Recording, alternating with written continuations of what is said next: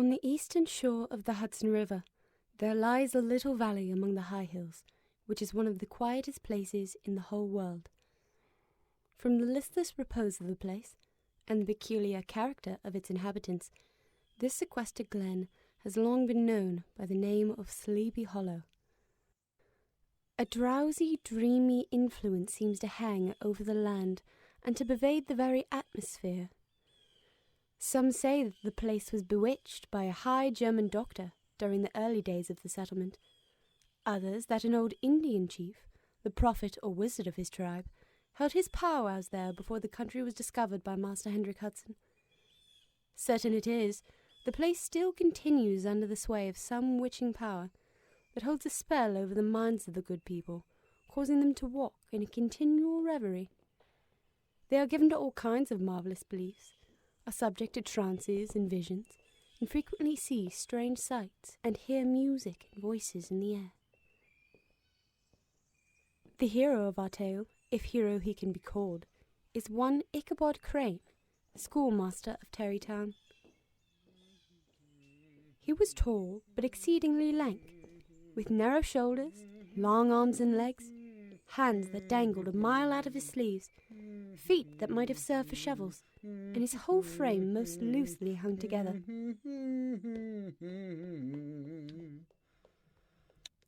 Two shirts, stockings, razor, broken pitch pipe.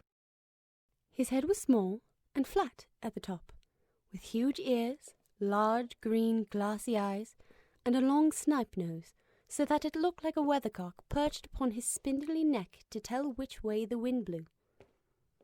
To see him striding along the profile of a hill, on a windy day with his clothes bagging and fluttering about him, one might have mistaken him for the genius of famine descending upon the earth, or some scarecrow eloped from a cornfield.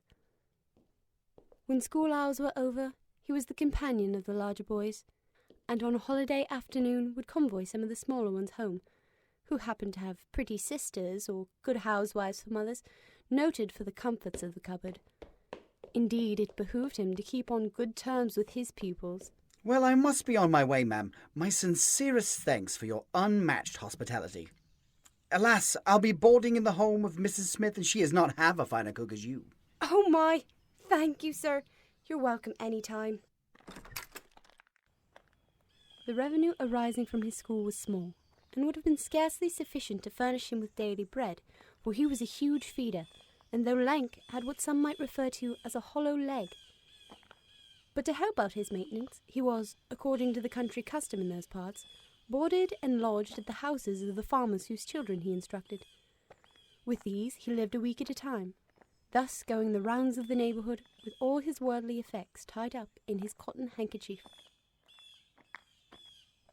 The small market town, which by some is called Greensburg, is more generally and properly known by the name of Tarrytown.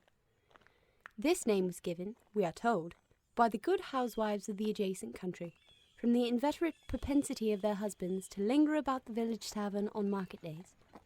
Indeed, most days the town market was alive with the goings-on of the folk of the town. Ah, Hans Van Ripper. How do you fare, sir? Good morning, Master Crane. Plenty of hay-making to be done today. I'm more than obliged to assist with the horses this afternoon. Your help's always appreciated, my boy. Making himself useful, Ichabod assisted the farmers occasionally in the lighter labours of their farms, helping to make hay, mend the fences, water the horses, drive the cows in from the pasture, and cut wood for their winter fires. Ah, good morning to you, Mrs. Smith. Good morning, Master Crane. Will you be joining us for roast chicken this evening? Oh, I wouldn't dream of missing it. I've been boarding in the home of Mrs. DeVries, and she's not half a finer cook as you. He especially found favour in the eyes of the mothers.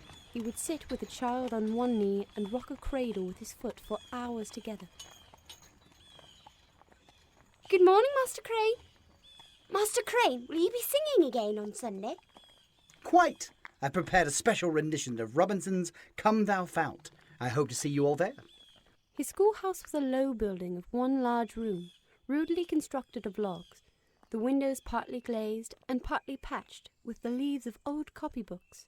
The schoolhouse stood in a rather lonely but pleasant situation, just at the foot of a woody hill with a brook running close by, and a formidable birch tree growing at one end of it.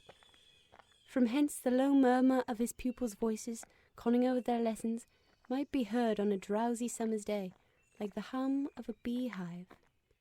Then there's this woman in white, you know. She owns the Dark Glen Raven Rock, and on winter nights before a storm, you can even hear her shrieking where she died, right there in the snow. Oh, come on. It's true. Did you ever hear the story about the Hessian soldier? Lost his head on a tulip tree. Now he's the head of the...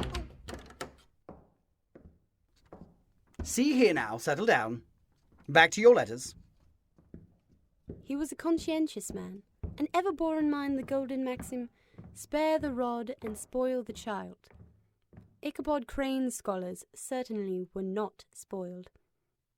Another of his sources of fearful pleasure was to pass long winter evenings with the old Dutch wives, as they sat spinning by the fire with a row of apples roasting and spluttering along the hearth. He would listen to their marvellous tales of ghosts and goblins, haunted brooks, haunted bridges, haunted houses, and particularly of the headless horseman or galloping Hessian of the Hollow. And so, every night, he rides up and down our Sleepy Hollow, searching for another head to claim as his own. No, he's searching for his own head. And, in return, Ichabod would delight them equally by his anecdotes of witchcraft and of the direful omens and portentous sights and sounds that comes from it. As I understand it, malicious spirits, upon returning to the land of the living, seek out that which they have lost. So I find it unlikely he would seek out a new head, but perhaps he does not search for a head at all, but rather vengeance upon those that stole it away in the first place. Oh, quite right. But I thought his head was the pumpkin. But if there was a pleasure in all this, it was dearly purchased by the terrors of his subsequent walk homewards. How often did he shrink at the sound of his own steps and the frost beneath his feet, and dread to look over his shoulder, lest he behold some uncouth being tramping close behind him. And how often was he thrown into complete dismay by some rushing howl among the trees, in the idea that it was the galloping Hessian on one of his nightly scourings. In addition to his other vocations, Ichabod was the singing master of the neighbourhood, and picked up many bright shillings by instructing the young folks in psalmody. Certain it is, his voice resounded far above all the rest of the congregation, and the good people of Sleepy Hollow, as they sat by their doors for the evening, were often filled with awe at hearing his nasal melody in linked sweetness long drawn out, floating from the distant hill or along the dusky road. Among his musical disciples, who assembled one evening each week to receive his instructions, was Katrina van Tassel, the daughter and only child of a substantial Dutch farmer. She was a blooming lass of 18, rosy-cheeked as one of her father's peaches, and universally famed not merely for her beauty, but her vast expectations.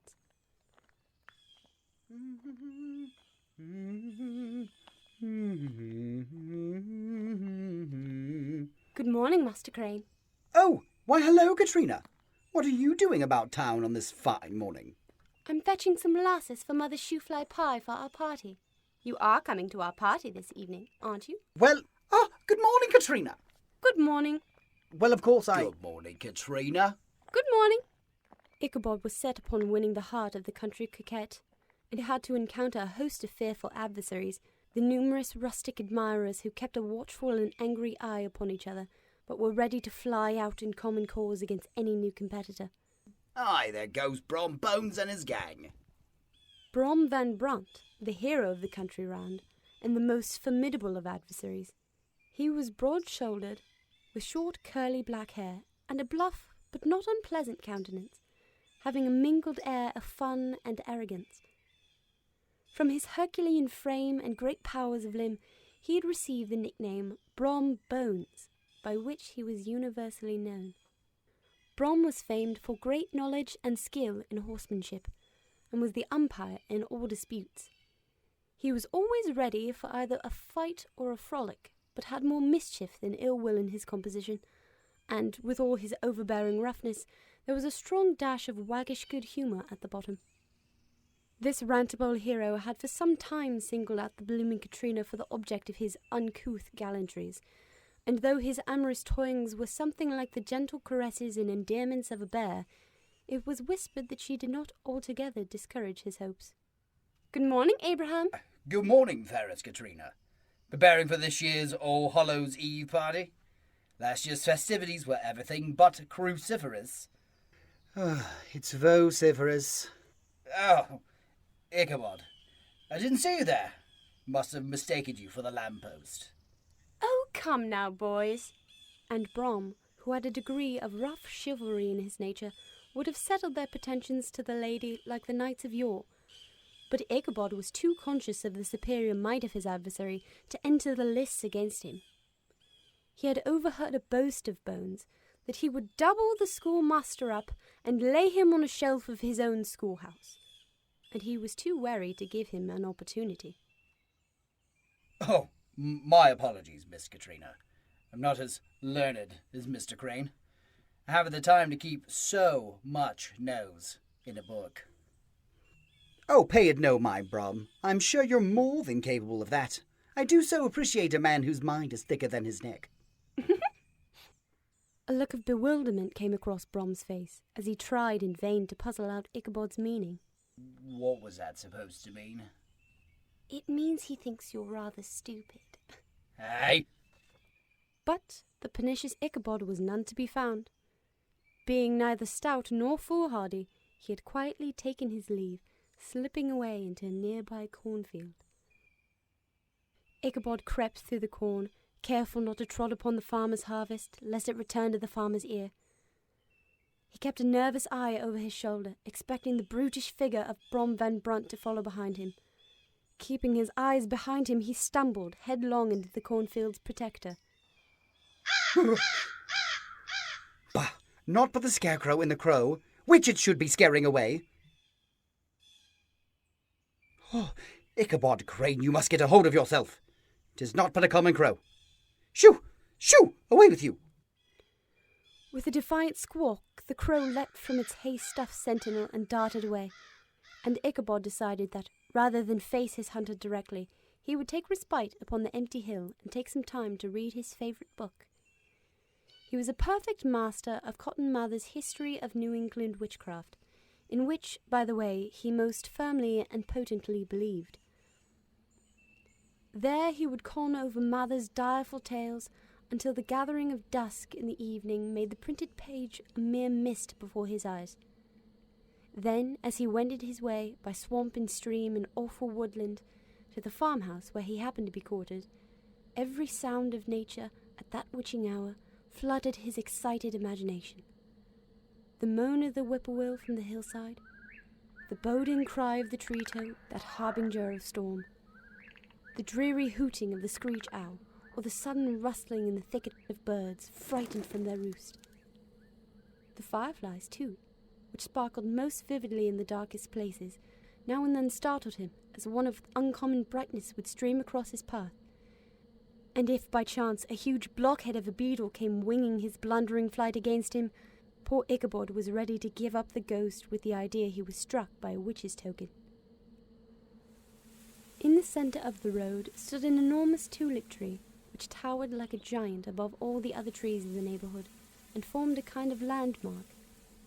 Its limbs were gnarled and fantastic, large enough to form trunks for ordinary trees, twisting down almost to the earth and rising again into the air.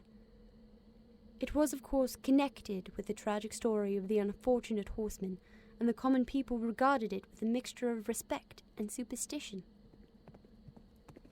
Suddenly, the whinny of a horse and clattering of its hoofs drew Ichabod from his reverie. The schoolmaster clambered up into the boughs of the tulip tree to flee from the dreaded goblin, but his fear quickly turned to anger upon hearing the quiet sniggering coming from beneath the cloak. Show yourself, cad! The figure removed his cloak, and there sat Brom Bones, his head still very much attached to his shoulders. Why, Master Crane, you look like you've seen a ghost. I'd hurry on home before the real horseman finds you trespassing in his tree.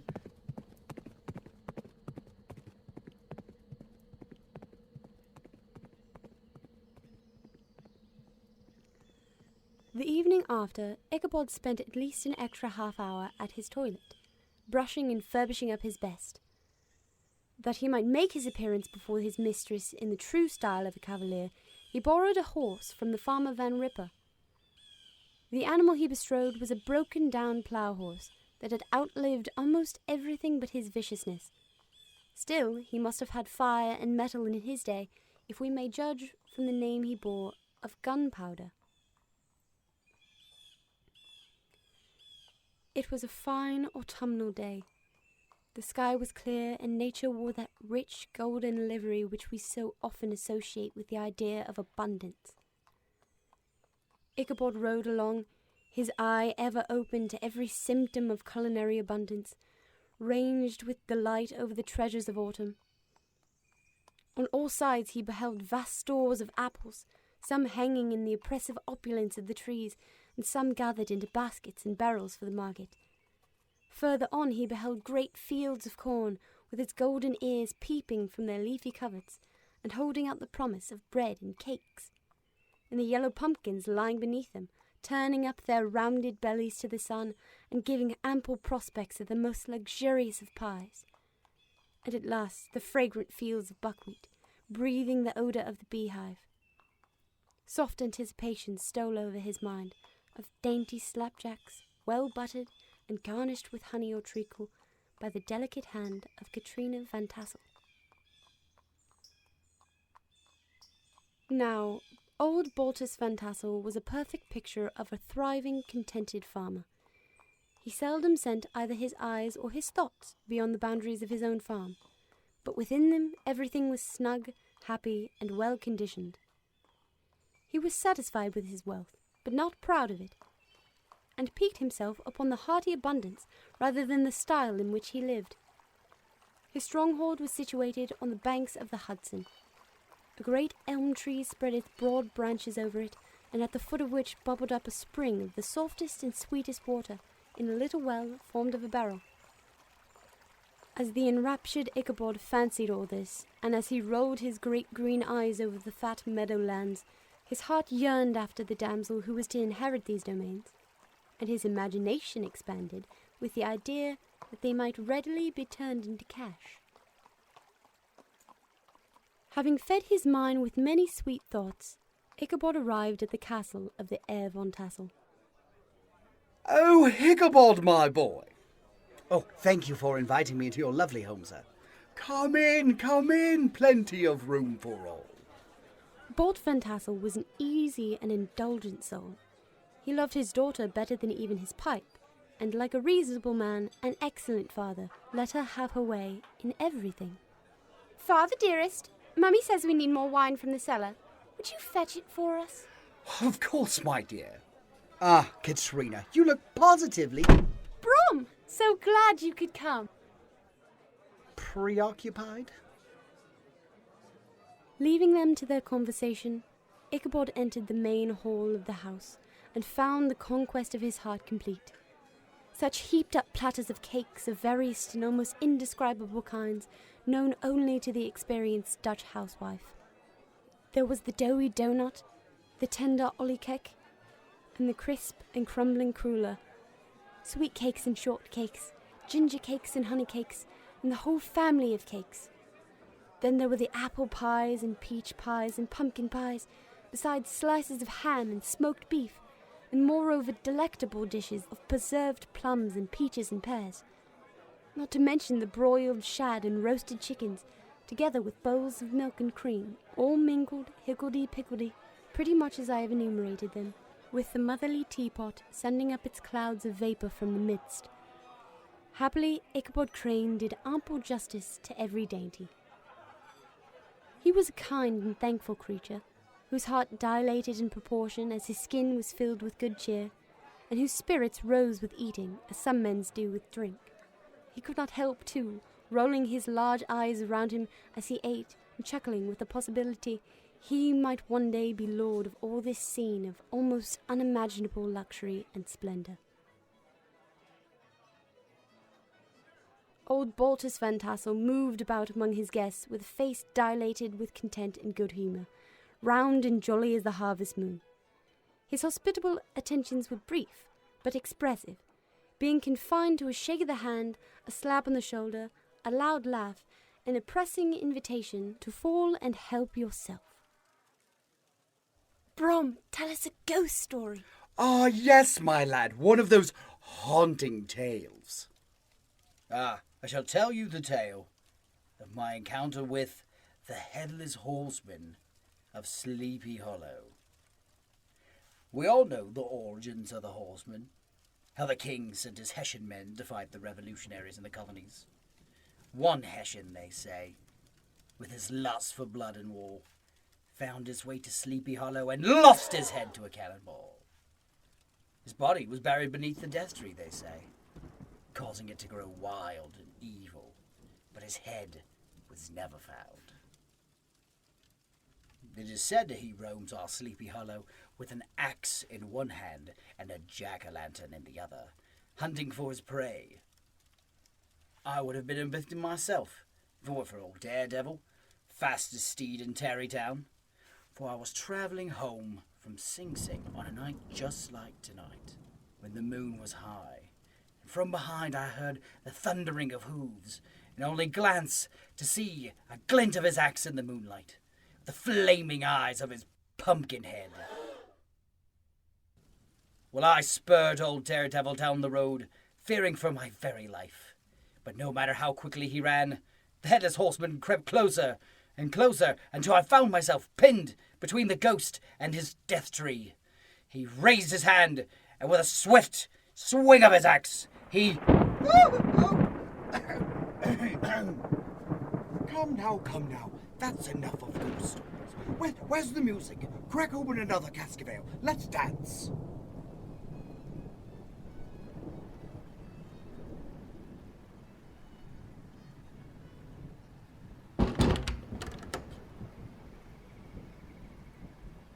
Without saying his goodbyes, Ichabod went straight to the stable, and with several hearty cuffs and kicks, roused his steed most uncourteously from the comfortable quarters in which he was soundly sleeping. It was the very witching time of night that Ichabod, heavy-hearted and crestfallen, pursued his travels homeward, along the sides of the lofty hills which rise above Tarrytown, and which he had traversed so cheerily in the afternoon. The hour was as dismal as himself. Blast you, Brom Bones, and your childish games. What a fool you've made of me, and in Katrina's sight, no less. He had never felt so lonely. All the stories of ghosts and goblins that he had heard in the afternoon now came crowding upon his recollection. The night grew darker and darker, and the stars seemed to sink deeper into the sky, and driving clouds occasionally hid them from his sight. In the dark shadow of the grove, on the margin of the brook, he beheld something huge, misshapen, black and towering. It stirred not, but seemed gathered up in gloom, like some gigantic monster ready to spring upon the traveller. His heart began to sink within him. He endeavoured to resume his psalm tune, but he could not utter a stave. Enough of this, Brom. Take that cloak off at once. Brom. On mounting a rising ground, which brought the figure of his fellow traveller in relief against the sky, gigantic in height and muffled in a cloak, Ichabod was horror-struck on perceiving that he was headless. But his horror was still more increased on observing that the head, which should have rested on his shoulders, was carried before him on the pommel of his saddle. Away they dashed, through thick and thin, stones flying and sparks flashing at every bound. Ichabod's flimsy garments fluttered in the air as he stretched his long, lank body over his horse's head in eagerness of his flight. I think we've lost him, old boy. They reached the road which turns off to Sleepy Hollow, but Gunpowder, who all of a sudden seemed possessed by a demon, instead of keeping up on it, made an opposite turn and plunged headlong down to the sandy hollow, rising up on his hind legs and throwing the schoolteacher to the ground below.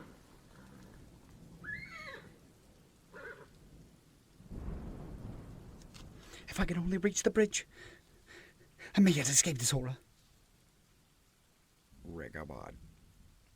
Rigabod. Rigabod.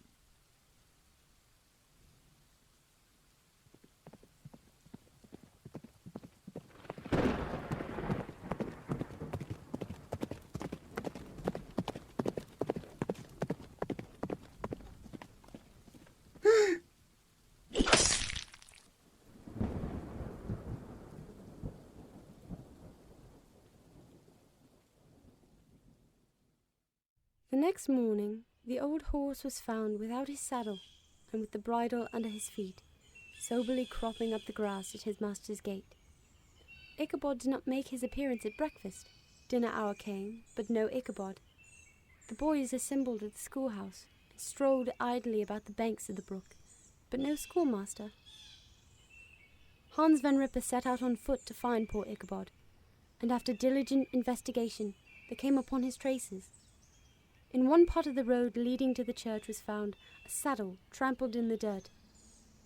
The tracks of horses' hooves, deeply dented in the road, and evidently at furious speed, were traced to the bridge, beyond which, on the bank of a broad part of the brook, where the water ran deep and black, was found the hat of the unfortunate Ichabod, and close beside it, a shattered pumpkin. The brook was searched, but the body of the schoolmaster was never found. Only his little handkerchief with his worldly possessions. The bridge became more than ever an object of superstitious awe, and that may be the reason why the road had been altered of late years, so as to approach the church by border of the mill pond. The schoolhouse, being deserted, soon fell into decay, and was reported to be haunted by the ghost of the unfortunate pedagogue. And the ploughboy, loitering homewards of a still summer evening, has often fancied his voice at a distance, chanting a melancholy psalm tune across the quiet hills of Sleepy Hollow.